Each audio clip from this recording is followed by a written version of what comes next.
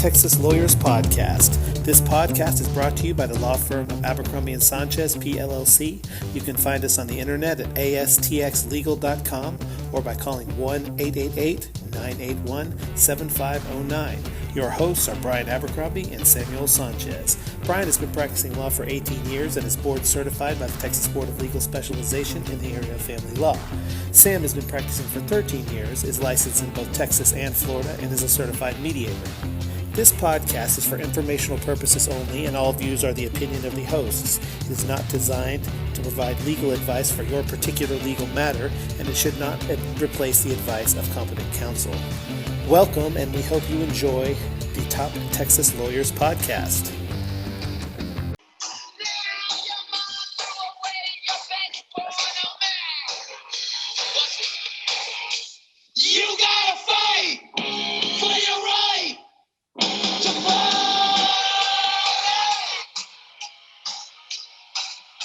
All right, welcome to the Top Texas Lawyers Podcast, Party Edition. No, just kidding.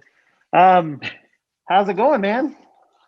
It's going well, we got beautiful weather, beautiful scenery. I am a great topic. Taking this off to celebrate the lifting of the mask mandate that is coming over the horizon next week. So I've been wearing this mask, for 10 months in my house. No, just kidding.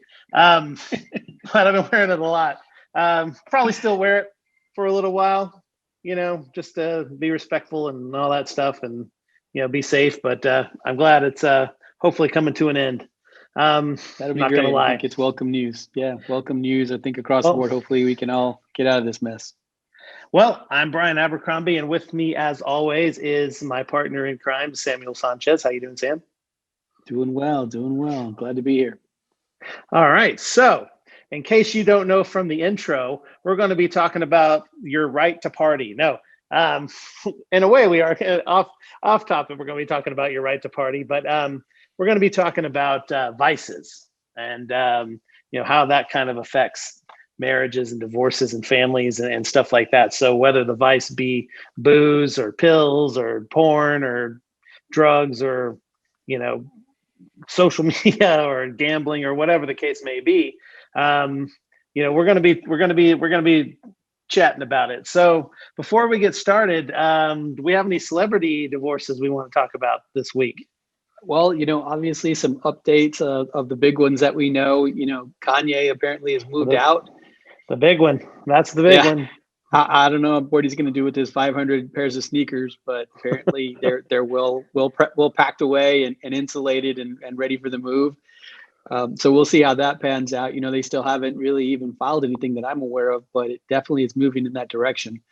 You're talking about an over $1 billion divorce between the two of them, between all the assets and holdings that each one of them has. You're talking about Kim K money. You're talking about Easy money. You're talking about rap money. You're talking about it all. Yeah, and I'm sure that they, both have accountants and that they did a really good job of keeping everything separated from before when they were married. So I'm sure that's going to be a mess for both lawyers and accountants. Everybody's going to make a lot of money on that particular divorce. And they got property in multiple states and 4 kids and all kinds of stuff, fun stuff. Multiple countries, they got property all over the world. So, it's going to be an interesting adventure. We know that Kanye has had some emotional issues. So, how does that go forward? We've got kids in the mix. And so it's going to be a whole big shooting match there. Yeah, it should be interesting. We'll watch how that sucker plays out. And, obviously the property issues and the kiddo issues and depression issues and different things like that. I mean, I'm not going to, it kind of doesn't really, I guess it doesn't really segue into our topic. I mean, obviously there are extra problems associated with the divorce, but vices. So I think it plays. I disagree. I think it plays perfectly. Talk about people who are full of vices. Between Kanye's probably prescription drug addiction and, Kim Kardashian always being on social media. I mean, these are two of the biggest, vices that we talk about in modern day. Obviously, the proliferation, thank you for the word, of, opiates, of, prescription drugs and that abuse. And then you look at social media. I don't know about you, but I don't know how many clients I have come in that'll talk to me and they'll say, hey, I'm going to need your services. And I'm like, okay, well, what's going on? And they say, well, my spouse reconnected with a former girlfriend or boyfriend Oh via boy. Facebook or Instagram or Snapchat or whatever it is, the new platform.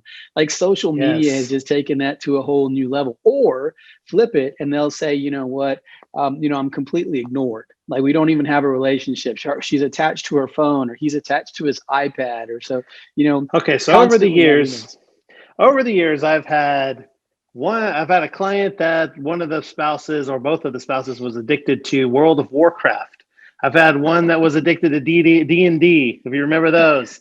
I've had Facebook, numerous Facebook. Look, people, there's a reason why you broke up with them in the first place when you were in high school.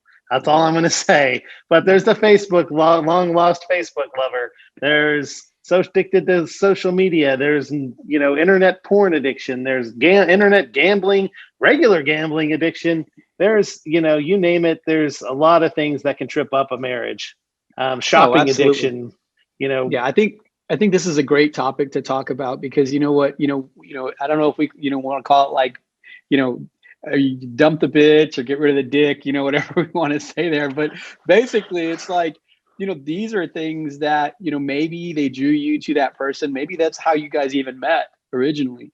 But when they go to extremes in any of these categories that we're going to touch on, I would tell you that it absolutely puts your relationship at risk, and it ends up getting used against you in a lot of different ways that people just don't anticipate. Well, I never got the world. Process. That's weird because I never got the couple I divorced. This was a number of years ago. That was the World of Warcraft couple. They were both into World of Warcraft. Now, granted, they had no life outside of World of Warcraft. I think they lived in a little shanty house and they just spent all their time playing World of Warcraft. But I think one wanted to move out of the World of Warcraft into the real world, and the other one wanted to stay in the World of Warcraft world. And so, the two no longer meshed. Well, she was probably trying to steal his online profile, like she wanted to be the wizard and he was like, no, you can only be a female elf. I don't know what kind of characters are in World. I absolutely know, and I'll be honest, I know absolutely nothing about World of Warcraft other than the fact that apparently you can play it 24 hours, 24/7. All I know is that I know it's worldwide. I mean, that's about as far as my experience there goes. But so let's kind of tee it off. I mean, vices. Obviously, everybody has a vice. I think there's no way that you can get around it. Some of them are healthy. What's the difference between a vice and a hobby? Because some people have hobbies. I think that they both are really the same category. It's just the same side of the same, or two sides of the same coin. Some people take hobbies to extreme. I represented a guy who was in love with classic cars. He probably had 40 in a warehouse, and he was constantly, on the road to different car shows or different auctions, trying to find the next project car. And he would finish one only to sell it and flip it open and take another one. And during that entire time period, the way it ended up that I was representing him is his wife filed for divorce because she said, well, you love the cars more than you love me. And he was like, that's ridiculous. But when you looked at the time spread between the two and the amount of assets and resources that were devoted to this hobby, it was extreme. It was extreme. And he had to acknowledge through that process that, it's probably the reason of the downfall of the relationship, because I spent so much time and energy in a place that wasn't our relationship, which obviously can end you up in a divorce if absolutely. You're not paying attention. Absolutely. And I haven't had a classic car addiction, but you have, people with sex addictions and different things like that. I've had clients in the past that have, had, addictions to going to prostitutes and things like that. I mean, that's something that's really, really scary because you're potentially bringing disease home in addition to, a health concern, in addition to a financial component, associated with it, not to mention a moral problem, in the marriage. So, and in the digital age, Bryan, you don't even have to bring anybody home. You know what I'm saying? Like you can spend thousands and thousands of dollars online, paying individuals to have, virtual sex with you. And, that'll be used against you in the court. Sure. Yeah, absolutely. The old sex bot. That's right.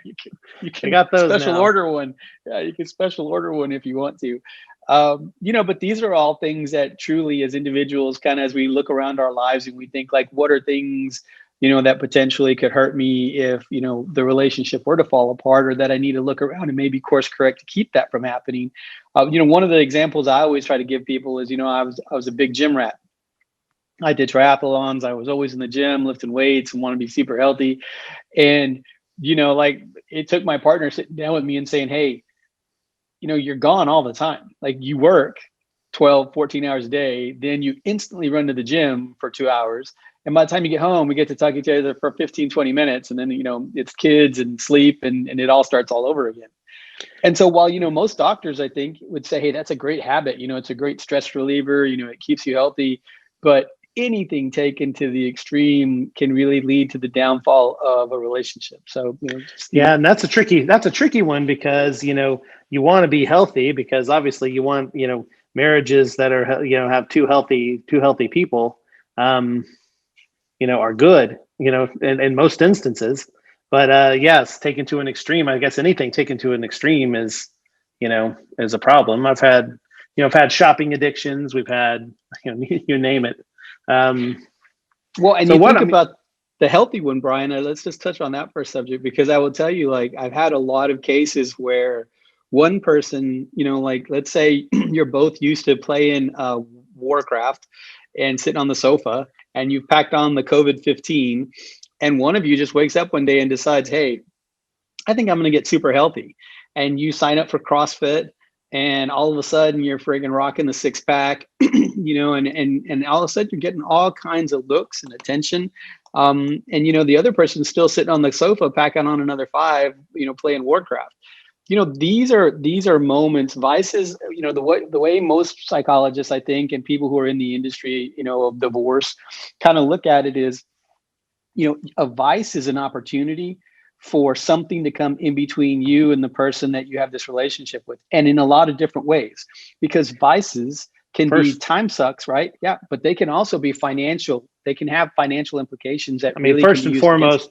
In doing this for 20 plus years, I think the biggest thing that I'm seeing in downfalls of relationships is typically going to be first a breakdown in communication.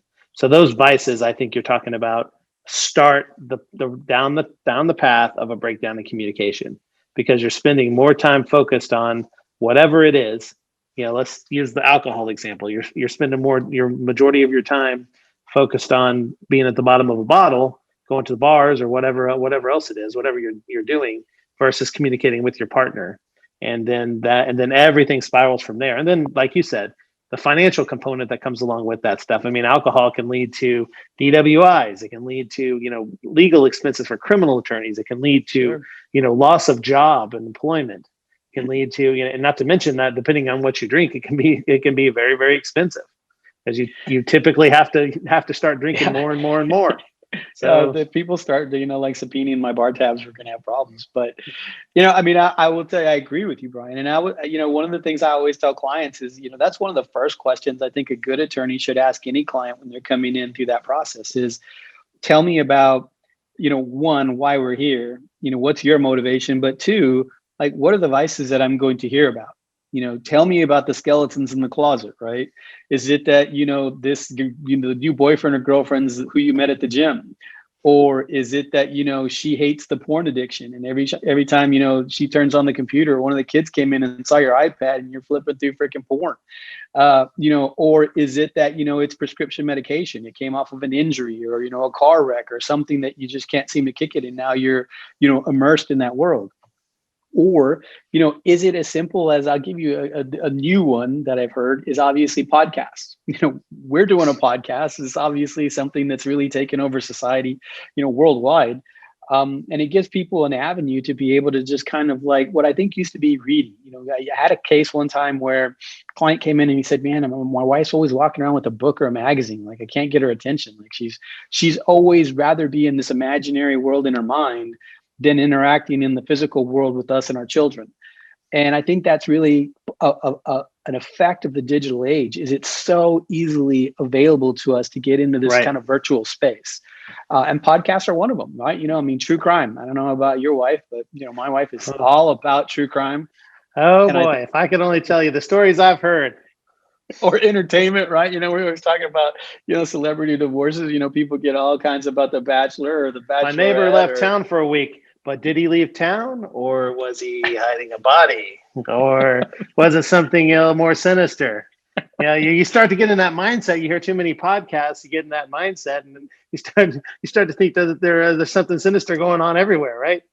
Well, when you think about it, anything that, like you said, it takes your attention, right? So if all of a sudden you're like, hey, the kids need to be fed, and you're like, well, I got to finish my podcast, so give me another 20 minutes. On this one. Right, another 15 minutes, and you're like, hey, well, we got to go do stuff after this. So these are things that can be huge sources of frustration, and it's something you should be cognizant of, whether it's a positive for you, like working out at the gym all the time, or it's a negative. It's an opioid addiction, or it's a porn addiction, or anything, or a fantasy football addiction. I've had one of those before. I had somebody that was in it was also gambling and fantasy football. So you're talking about just a massive amount of money, losing money with the bookies every weekend. But then it was also, Tuesday, Wednesday, Thursday, getting ready for fantasy football, and then picking lineups and whatever else he was doing every week. And now, a lot of fantasy footballs combined with gambling. So you've got, DraftKings leagues and stuff where you're putting your money on the line and trying to win. And,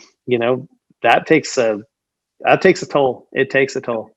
Absolutely. And when you talk about money, right, obviously there's two things that I always feel are at the source of, a lot of divorces. I don't want to say all of them, but probably, let's say a good 70% plus of the ones that I've handled, which is it's either money or people, right? So is there such thing as poor and happy? Is there such a thing as poor and happy?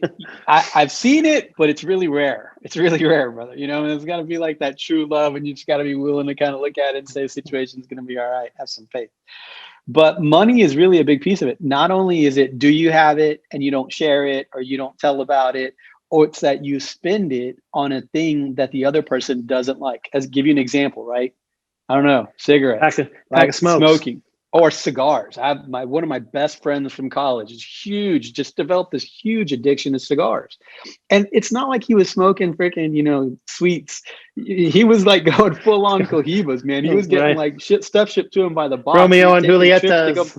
Yeah, he built a humidor in his house, thousands and thousands and thousands of dollars. His wife was like a nut freak, hated it, hated that he smoked cigars, really hated the fact that he was spending tons and tons of capital on something that she didn't agree with. And literally something you're setting on fire. Yeah, basically like that's what she would say all the time. She goes like, how much is that cigar? And let's say it was, $60, $70 cigar. And she's like, you are literally rolling money up and just lighting it on fire. What a freaking waste of time, so that it can kill you later on, so that you can spend more money. It was just like that the whole time. But these are the kinds of things that I think people are running into more and more. Then, having a vice special, I think, is pretty hilarious because, the vices have changed, brother. I mean, I would tell you, like, when we started practicing, right? Give me a good vice. What you used to see, when we started, probably alcohol, right? Alcohol, drugs, the usual gambling. Yeah, chasing skirts or chasing guys, being too flirtatious. These are kind of the things that people get addicted to. But it was in person. Attention. Right. So now all of a sudden it's like internet shopping.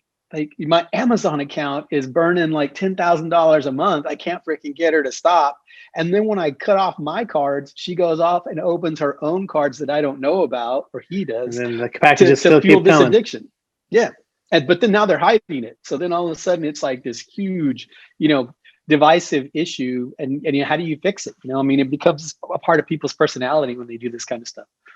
Yeah, and when I first started practicing law, you would have a lot of times we met at the 10-year high school reunion, and we reconnected, and now we're visiting seedy motels, and he's leaving his wife, I'm leaving my husband, whatever the case may be. Now it's easier than that. It's Facebook. It's going on Facebook and going on classmates or any one of 100 different ways to connect with people, and finding that, I wonder what my ex-boyfriend or ex-girlfriend's up to these days. And boom. Don't do it. Don't do it. Don't enter them in the search engine. Don't Google them. Just let it be. You broke up for a reason back whenever the hell it was. You broke up. Trust me, it wasn't It's not a romance story that, is waiting to be told. Or okay, I guess it could be, but that's the lottery ticket, right? That's the unicorn. Yeah. And, I mean, it's, what I try to tell clients is, they come in and they want to talk about like, hey, I'm not there, but I feel like I need to kind of prepare myself for the event that it could come. Do you know what I mean? We're having issues, we're fighting, we're not agreeing about money, whatever it is. And I always tell them, the reason that we're having this vice conversation at the onset of our consultation is because these are the things I want you to be introspective about, because they will come back to haunt you as you go forward. What do I mean by that? Well, your vice is the gym. Okay. And so you're like, well, I'm super fit, I'm super healthy, I'm just trying to have like a healthy lifestyle so I can be around and provide for my family for years to come. And the other person in the relationship says, yeah, but you're never there with the kids ever. I'm doing everything 100% of the stuff. But technically you're not providing now, right? Right. And so instantly they're like, how can that be used against me? And I'm like, because that time that you've invested, you're making a decision, right? You're setting the course of a river that's flowing in your life that can be used against you by a court, by the other side, to say you made these decisions. You consciously decided to invest money, capital, energy in these things that weren't a part of your family. And because of that, I'm going to let you do that. But the time that you were, spending over there, you're not going to get it back in the situation potentially, especially if it's a harmful vice. So you really need to kind of like look around as you're considering and contemplating what's around you in life and know how it potentially can affect you negatively. Yeah, I had a client one time that was an ultra, his wife was an ultra marathoner. I mean, what an ultra marathoner is. They do these 100-mile runs and things like that. Yeah. People that are addicted to punishment. I know, I'm just kidding. But seriously, this ultra marathoning thing, she was taking trips, across the country, to San Diego or different places to do these ultra marathons, and she's gone for days at a time, not to mention the amount of time it takes to train for one of these things. I mean, you're talking about on a Saturday, she's gone 7-8 hours training every Saturday. And he's stuck with the kids, and he comes into my office and wants to know if he can get custody. And yeah, I think you can get custody in a situation like that. I mean, I think it's, you look at, like you said, you look at the time each parent is spending with the kids, what they're devoting to the kids, and who takes care of those kids' needs. Dad was taking kids to all the medical appointments, taking and picking up kids from school, doing all the homework, doing all the activities on Saturdays and Sundays, because mom was out training for ultra marathons, which is great because she's super healthy and all that. But, at the end of the day, who's the primary parent? Well, dad is. Right. Dad's the primary parent in that situation. Yeah, absolutely. I have a similar example, and I give it to you. This is, because people always want to say, well, the only thing I really spend time on is my family. But your family can be a vice just the same way. I'll give you an example. I had a client who I was representing, female, wife, mom. Her daughter was big time, wanted to go to the equestrian Olympic trials. Okay. So one, extremely expensive sport. Okay. Extremely expensive. And two, is not like it's at every park, right? It's not like you go, oh, I'm going to go to the equestrian event like a soccer field around the block. No, these are events that happen all across the country, if not all around North America. So she was going with 15-year-old child to all these different events, trying to get them qualified for the Olympic trials. The entire time, who's left at home with the other children? Dad. And so it became this huge divisive issue, one about money, because it became pretty apparent that as talented as this girl was, she wasn't going to make the Olympic trial team. And so that became a huge source, because mom was like, well, as long as she wants to do it, I want to do it, because they both loved it. Well, they both loved it. Daughter, because she was in this great competition and got to be homeschooled and do things that the other kids didn't get to do. Fantastic experience. What a, freaking great life.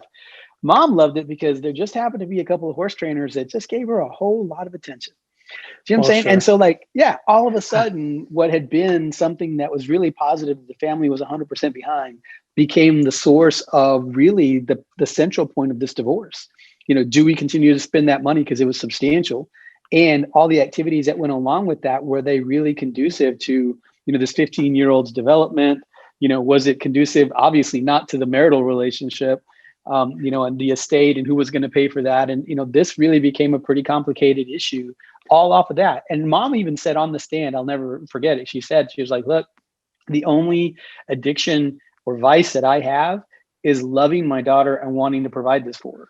Okay. Do you see what I'm saying? And so like in that, the court was like, that's fine. That's fine that you want to do that and that you love it. I'm going to let you do that.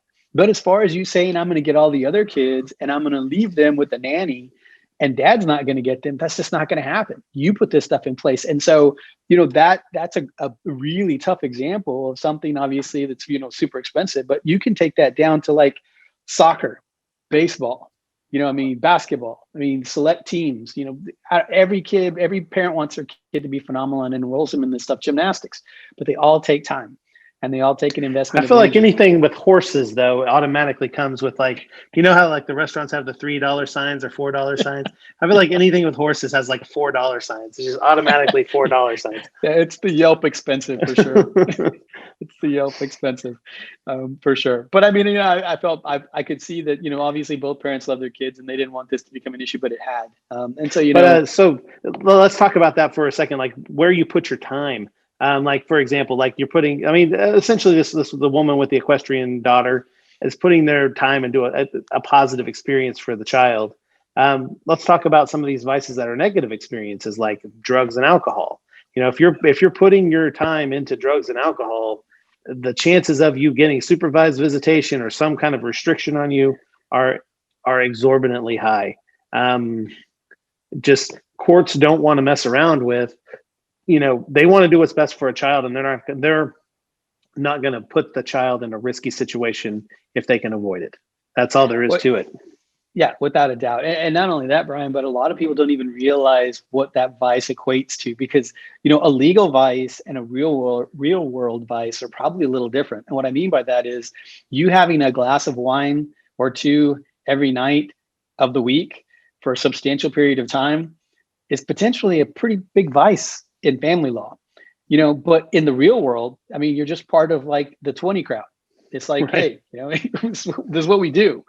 But, when you talk about that, so 4 glasses of wine per bottle, you have an expensive wine taste because you only like those really great, what is it, Opus X or Deus X or whatever ones you like to drink, Bryan? Well, we only go private label vineyards here. There you go. So, what I'm saying? So like all of a sudden, these are things that can be used against you, because when you talk about, you have young kids and you're like, hey, she drinks every night and you don't drink. You're the health nut, right? You do a little working out, you pay attention to the kids, you bathe them while mom's having her glass of wine by the fire. Okay. Is there anything necessarily wrong with that? Probably not. But can it be used against you? Absolutely. It's the way stuff spins. Yeah, absolutely. I'll give you a better example like this. So, smoking, it's not illegal. It's not illegal. But guys, hey, you know what? You're smoking in an enclosed car with your kids and they're small. And the other parent wants to say, hey, that's a health hazard. Yeah, it is. It is. And they'll get a doctor up there to say, hey, this is horrible. And it's an addiction, man. It's like something that's really hard to kick. Right. So if you're sitting there saying like, hey, I smoked when they married me. They knew this was a whole issue. And now all of a sudden that we're getting divorced, I can't smoke around the kids. They want that restriction because of their health. Or I can't drink around the kids. We met at a bar, but I can't drink around the kids anymore. Yeah, first time I met her, she was completely sloshed. And now all of a sudden, hey, I can't have a beer when the kids are around. These are the kinds of things that absolutely can become, afflictions that will hurt you and hurt your chances. It's not necessarily what's true. It's how things are spun. So like you're talking about, maybe you have 1 glass of wine every night, but a good lawyer can craft that into an alcohol addiction. You could be having it for heart health reasons. Whatever, but I know you only drink wine for the antioxidants for your heart and everything. Dude, bourbon is just for the sugar, man. I just need a little sugar spike every once in a while. But no, a great example of this would, to kind of pass along would be like, obviously the internet, it's got this, great facets of information. It also has a very dark side, right? A very deep underbelly. Porn is one of those. And porn is not illegal. Well, let me say, not all porn is illegal. There's a lot of it that is, but a lot of it is absolutely legal. And it could have even been a part of your relationship. But I'm going to tell you right now that there are certain things that just get a court's goat, that get them to instantly raise their eyebrows and look at you and be like, I wish you wouldn't have done that. Drinking, using drugs, heavy porn addictions. These are things that you could say like, hey, I only look at porn when I'm by myself or when I'm with my wife on our computer in our bedroom, kids are never around.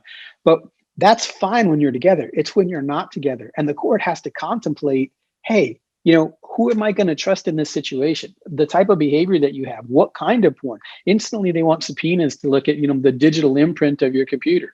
And they're pulling hard drives and they're mapping out where the websites that you go to based off history. And all of a sudden you're like, I looked at something, but I didn't even click on it. Like it was just something that came up in the feed. You got problems. You got massive problems. Or you're talking about drugs. So you're like, hey, I have to take a lot of prescription drugs. Well, do you have an emotional issue? I take Xanax because I'm in this high stress environment constantly. I just need to kind of wind down. It's prescribed to me. But as a good lawyer, I sit down there and say, well, why do you need it? Are you saying you can't control your emotions? Are you saying that you're in such a position that, potentially if you weren't taking this medication, you would be a threat or a harm to somebody, even yourself? How do you want to play that to extremes? And you're like, absolutely not. Well, then why take it? Why get it? Exactly. If it's not a concern, why did the doctor give it to you? And instantly you're backpedaling on something that was really innocuous in your mind. But, these are the kinds of things that you have to really be prepared for if you're going to get into a mess in court. Yeah, I would agree. I mean, I think things are spun a certain way. And, this is going to be a touchy subject for some people, but I've had one where there was, I don't want to call it a religious vice, but there was one half of the married couple was absolutely adamant about church Sunday morning, Sunday night, Tuesday evening, Wednesday night, Thursday Bible study, hanging around with different church members all the time, which led into something, it was a little bit sketchy. We never confirmed whether or not it was an actual affair, but it was definitely something that was sketchy. Mission trips, money spent on mission trips, just an overabundance of church all the time. And so, he's like, wait a minute, you're taking complete time away. We're not a husband and wife anymore because you're always at church. You're always at a Bible study. You're always at something. Well, what are you trying to do? Take away my relationship with God? Well, no, but it's that breakdown in communication. It's not, everybody would say that, going to a place where that's morally going to keep you on the right track and, it teaches you right from wrong is a good thing. But it's one of those things where it's an overabundance of something and it's overdoing it to the point of obsession where it leads into a downfall of a marriage. Oh, brother, I mean, along that same lines, I did a case where a high profile client came in and he was part of a very well-known church that the other side felt was a cult. And so it wasn't even that he went that often. He went like once a week, but he was very attached to this church and wanted his kids to be a part of it. And they spent the majority of their case talking about the cult aspects of this particular church and his religion, his chosen religion, and used it as a mechanism against him. And this was a very conservative court, and so the judge really took into account like these types of behaviors that he didn't feel were appropriate, whether it was, it wasn't this, but like it's Santeria, right? Or it's something that's, a doomsday right. church that says, hey, the end is coming, in July of 2021. And all of a sudden you're the other parent and you're like, I'm absolutely going to use that against you. Well, the Constitution says you have this right to believe what you want, the religion that you want. But that doesn't mean you have the right to have alcohol because you're over the age of 21. You have the right to go to a gym anytime you want to stay healthy. But that doesn't mean it won't be used against you. And I really feel like it's not always excess. So you have to really kind of help clients or help people, our listeners understand is that it can be anything spun the wrong way or the right way. If it's, your perspective that you want the court to hear, and absolutely be something that's used very, very powerfully against you. Absolutely. And I think, like I said, I think it's things that are done in overabundance that take time away from children and things like that. I think in a situation where, let's talk about situations where vices are not as big of a deal, where people think they're a big deal, but you're, normally like, the court's not really going to care too much about that. I would say typically where there's not children involved, most of these things that we're talking about, unless there's a ton of money spent, I don't know the courts are going to pay as much mind to it. I mean, there might be a little bit of shift of percentage, 52-48, 53-47, maybe 55-45 if you're lucky on a property division. But I mean, if there's no children involved and you're I don't know, having affairs, but you're not spending a lot of money on it. I don't know that the court's going to really nail your hide to the wall. I mean, quite frankly.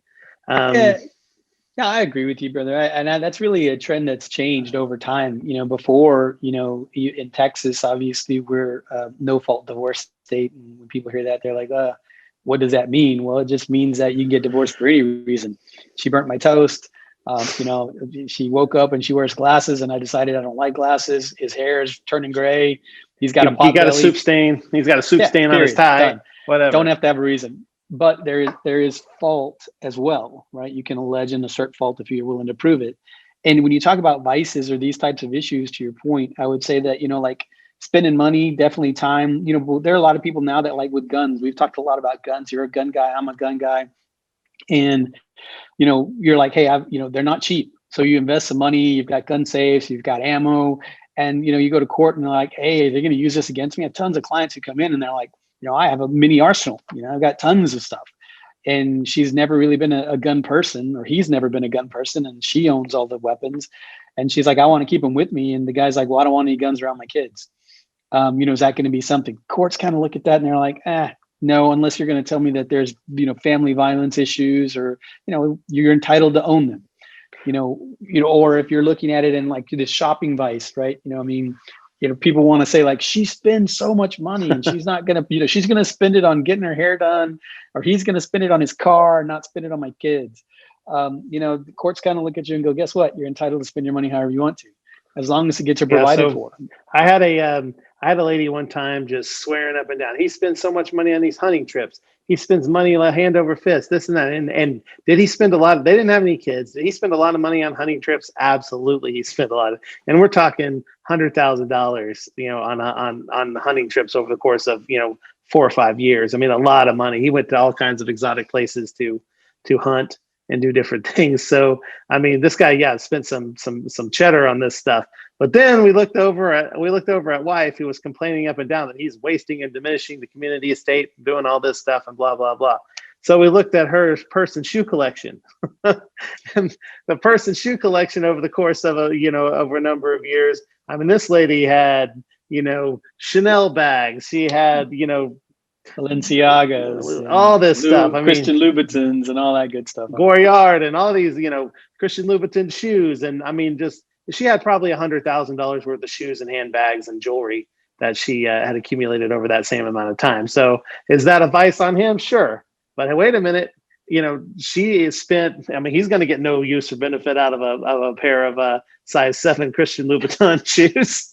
He can pass them on. You're like, hey, sweetie. He's not going to get a lot of benefit out. This particular guy wasn't going to get a lot of benefit out of a Louis Vuitton purse or anything. So, people that spend money and you're going to call that a vice. I don't know if that gets you anywhere when you're talking about, a situation with no kids involved. I mean, I think these vices become bigger when there's, little ones involved and, you're talking about a parenting plan. I think so. That's what you got to look at is what's this parenting plan going to look like?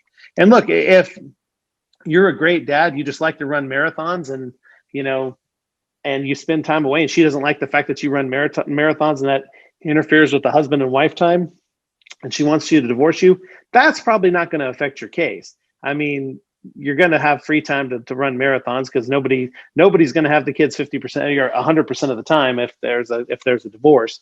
So you're going to have your marathon time. And that's a situation where you may be a crappy husband because you're not spending time with your wife, but you're not a bad father.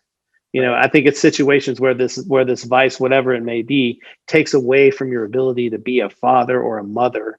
That's whenever the court's going to step in and go, wait a minute, you're going to have to either get this under control or you're not going to have time with your kids or whatever the case may be. Yeah. And the only other thing I would add to that is that, a lot of times, we talk about waste as attorneys, right? So if you can categorize it as waste, well, what is that, right? It's like I've had a devil of a time getting waste claims to stick over the course of, of 20 years. I mean, the best example of getting one to stick would probably be a guy that spent $250,000 on a stripper. I mean, that on the same stripper that he would go to every week. It's definitely waste. That's waste. I mean, she likes to shop a lot. Isn't going to get you there, I don't think.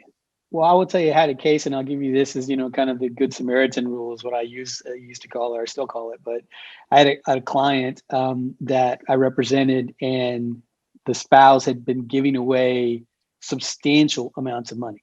I mean, substantial amounts of money. And, being philanthropic, that's great. I think everybody in the world wants that and encourages it. Unless you look at it and you say, let's evaluate where that money is being given to. Is it really a good cause? She's giving, $5,000 a whack to someone in Nigeria who turns out Nigerian is prince? not actually, a Nigerian prince who said, I'm going to return $50,000 for a $5,000 investment. And she was taking money from this family trust to be able to pay this money that was creating these waste claims. And so the court was very concerned about that, because once we were able to delve into where this money was going, it wasn't like she was donating to the Catholic Church or the Baptist Church or, the Salvation Army, something that, had some legitimacy to it. Even though it was altruistic in her mind, she's like, I'm trying to help people. The court really delved into, is this waste, and did compensate the estate back for some of the money that, not all of it, but for some of the money that she disposed of that way. So, it doesn't always have to be something bad that a court can look at, but I will agree with you 100%, Bryan. It's harder and harder now to get courts to even want to recognize that. They just kind of like, hey, it's money under the bridge. People get to spend it how they spend it. And then when you get divorced, we're going to divide. And it's very tough to get a reconstituted estate, because especially when parties are dealing with limited finances and the money's already been spent. If you've got additional money or you've got investments, and that's where those reconstituted estate claims can be useful and helpful, and they can help you, recoup some of that money. But if the money's gone and the parties don't have it anymore, zero, half a zero is still zero, right, Sam?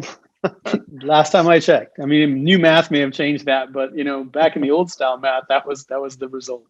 And I would just add as a cautionary tale for anybody. We're talking about these vices and making fun of them, but I know when you're out there and you're in a situation and you look at it and you say, "God, this is just extremely frustrating," or it's causing a lot of grief in my life, regardless of what the vice is that you think either that you have it or that you're, someone else in your relationship has it. I would tell you, like, don't wait. Okay. The longer that you endure that, the less it's going to matter to a court, because the more that you say, hey, you know what, wife, I don't mind so much that you always are hooking up with guys from your past, or husband, I don't mind that you go to the strip club all the time and drop thousands of dollars, and it happens for months and then years. And then you want to come back in and say, well, that's a huge waste. Courts really look at you and say, I feel like you acquiesced to that a long time ago. It'd be different if that's a great point, because if you go along and get along for such a long period of time and you've known about it, caveat emptor, right? I mean, buyer beware at that point. Absolutely. You already know. You kind of waive your right to claim. That you're wronged by that if you've let it go and let it go and let it go, and then you've implied to your spouse that it's okay, like a shopping thing. Well, you wait 5 years and tell your divorce attorney, well, I couldn't stand that she started spending $5,000 a month shopping.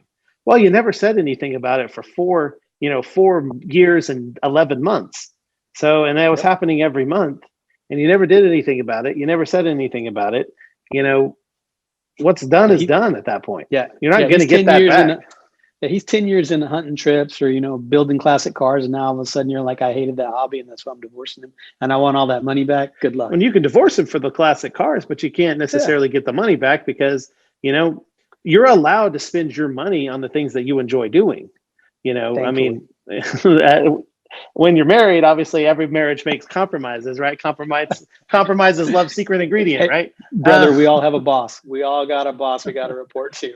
Like I said, compromise is love's secret ingredient. But at the same time, you're allowed to spend money on the things that make you happy. If reading books makes you happy, if having the occasional drink or going to the horse track makes you happy, then you're allowed to spend the money that you make doing the things that you want to do. So I mean, I think even if you're making a claim that he's got a vice of going to the horse track and he loses all this money, if it's a situation where he's lost $100 a month for 5 years, I don't think a court's going to care. If he's bankrupting the house and you're about to fall into bankruptcy and the kids are starving to death and he's still going to the horse track, that's another thing. So you got to temper these quote unquote vices with a little bit of common sense and rationality, I think, in some instances. Yeah, I would agree wholeheartedly, brother. I mean, I definitely think that you hit the nail on the head. It's not. So that's all vices. It's not all good, right? Yeah. I think the biggest takeaway from this for people is the breakdown in the marriage. A lot of times the vices are a symptom and not necessarily the cause of the downfall of the marriage. A lot of times that starts the communication or the financial breakdown or whatever, and then everything kind of goes from there. But, if you see something like as a word of caution, if you see some of these vices starting to take a hold, it's time to sit down and have a talk, maybe visit that marriage counselor. Because sitting in front of you or me, we're trying a family reorganization here, and we're trying to get you out of a situation, with as much intact as possible and get as much time with your kids as possible. We're not, we're not marital counselors where we're going to try to put things back together. Yeah. You may want to get to that on the front side. Yeah, I would absolutely say that that's somebody else's job, but we're here for you if the other side doesn't work out. Right. Obviously you can reach us in Fort Worth in the Dallas Metroplex area at 817-914-5470. You can hit us up at www.astxlegal.com. You follow us on Instagram at astxlegal.com and Facebook as well. Yep. So where can they get me down in Houston? 281-374-4741. As always, and you can also get me on the same 1-800 line. So we're going to have some more shows coming up, just to tease maybe what we're doing in the future. We're going to have a roundtable with some realtors coming up in the next couple of weeks. As soon as we round that up, I think hearing from people that sell houses for a living when you're going through a divorce and trying to sell a house, I think is some good information. There'll be a lot of good, entertaining folks that can tell us a lot of good information. We're also probably going to talk a little bit about your favorite pop star, Sam, Miss Britney Spears. I can't wait. I've been waiting for this one. Man. I watched the documentary. I can't tell you, I'm super excited. I'm like, no, it's an interesting story about, okay, when somebody has a guardianship, how does that affect potentially a marital relationship and things like that? There's a lot of interesting takeaways from that we can certainly sink our teeth into and, unpack. So for sure. Looking forward to it, brother. All right, my man. We'll have yourselves a great weekend. We're recording this on Friday. I think it'll be released on Tuesday, but you're going to have a great weekend, I know, because, you're that guy, and we're finally coming out of the clouds are hopefully lifting, and we're coming out of this COVID mire that we've been stuck in for the last year. But have a great weekend, Sam, and I thank you for your time. As always, brother, it's a pleasure. All right. Thank you for listening, and we hope you enjoyed the Top Texas Lawyers podcast. If you would like a consultation with either Bryan or Sam, please call 1-888-981-7509 or visit us on the web at astxlegal.com. Once again, that's astxlegal.com. Thank you very much.